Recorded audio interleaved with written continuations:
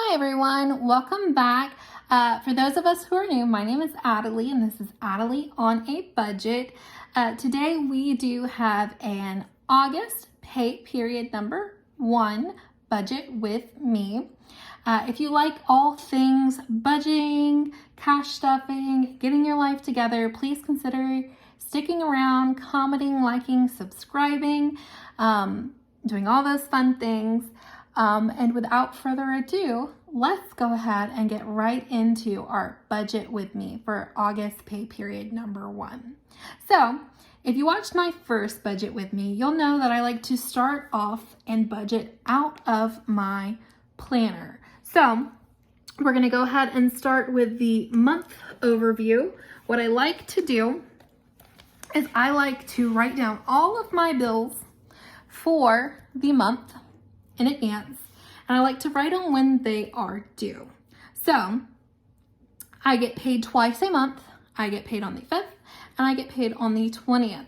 So because I get paid on these 2 days, I like to break up my bills by when they are due. So the bills that are due before the 20th, I pay with my first paycheck. The bills that are due after the 20th, I pay with that second paycheck.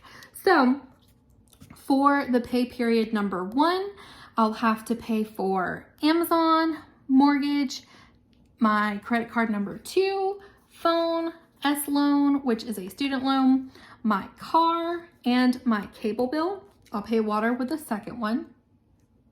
So I went ahead, wrote all of these over off to the side. So for mortgage, the amount I'll be paying is about $717. Amazon, this is what I use for work. I use it for just basic needs and such. So we typically just pay this account off every month. We do get some reimbursement from work, not a whole lot, but what we do, we put towards that as well. My second credit card, our payment is $52. Phone, $134. The first student loan that we have to pay for this pay period is $53. And then my car, if you watched my previous video where I did a cash stuffing on my extra income, you would have seen that I did get a little bit of extra money that I did put towards my car. I'm trying to pay it off. So I was able to put $1,500 towards that car loan.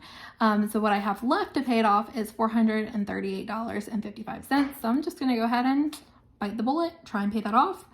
And then cable bill is $117. So this is going to be all of the bills that I have to pay for that pay period. I'll add those up in just a second. I do have a rough estimate of an income that I will be getting for this first pay period, which will be about $3,000. So we do have a substantial amount that we will be working with. So I'm gonna go ahead and get my calculator. Oops. I don't know if you can see. I'm using my phone to film, so I'm having to use my tablet for a calculator. This is just one of those free versions that comes with ads. Thankfully, can't do without those. So we're gonna go ahead and add all of these up together. So the first one, I'm gonna zero it out. 717 plus Amazon, which is about $685, plus that second card, which is about $52, plus my phone, $134, plus S-loan, $53, plus my car payment, $438.55, plus cable, $117. Which gives us a total of $2,196.55. Oh, just because of the car. I was like, where did the change come from? So that's going to be the total amount that I have to pay. Then I do like to allocate $500 into my spending envelopes. So 500 spending, and then we'll do, let's see, let's subtract this out of that 3,000 so we can see how much we have to work with, about 800. Okay, so 500 for spending, then we'll do 100 for, let's say, saving,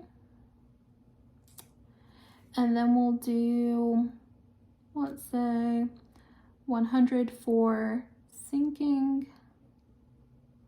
Okay, so 500, 600, 700. So we're gonna ignore the $3.45, pretend like that doesn't exist. So we still have $100 to work with.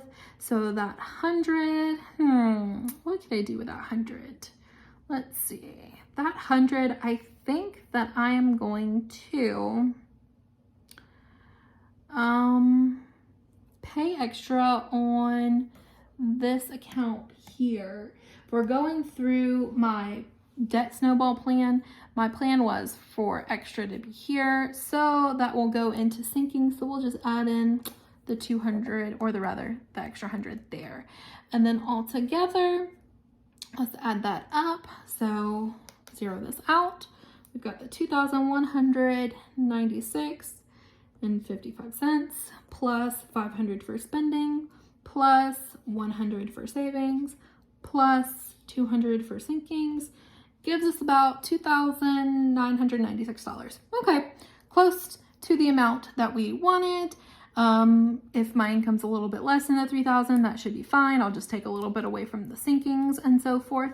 But I think that should be good. So we'll write that amount here.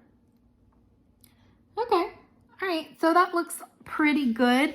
Now, as far as the spending, saving, and sinking funds go, the sinking funds, I'll have to break this down a little bit later on.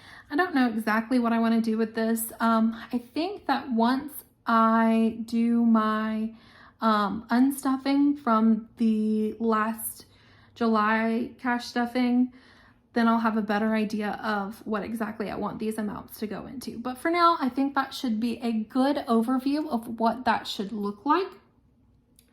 So, yeah, I think we should be good. And I am glad to see that we're getting some of these loans paid off.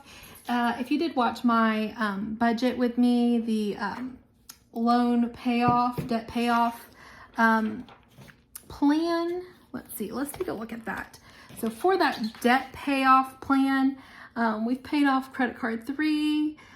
With this paycheck, we'll have that car paid off.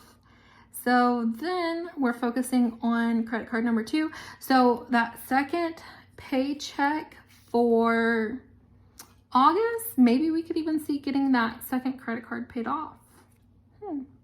That'd be pretty good. Okay, well, looks like we're on track. We're doing good. I'm so glad that I discovered this community and that I started cash stuffing and budgeting because I think I said it in my previous video. I make a decent amount, and because of that, there should be no reason that I have this much in debt. So this journey really is to get that paid off. So that I can have that financial freedom and really start building up a savings. Thank you for sticking around.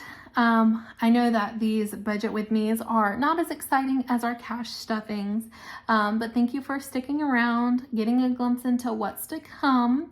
If you did enjoy the video, please consider liking, commenting, subscribing, and I think that should be good for now. If you have any questions, any comments, any tips on what you did to get your debt down quickly, please leave it below. I'm always looking into suggestions on how to better myself because I am by no means an expert on debt at all. Clearly, I mean, if I've got $135,000-ish in debt, I'm not an expert on debt. But yeah, please leave your suggestions below. I'd love to hear them. I'd love to hear what's working for you. Thanks again. I'll see you in the next one. Bye, everyone.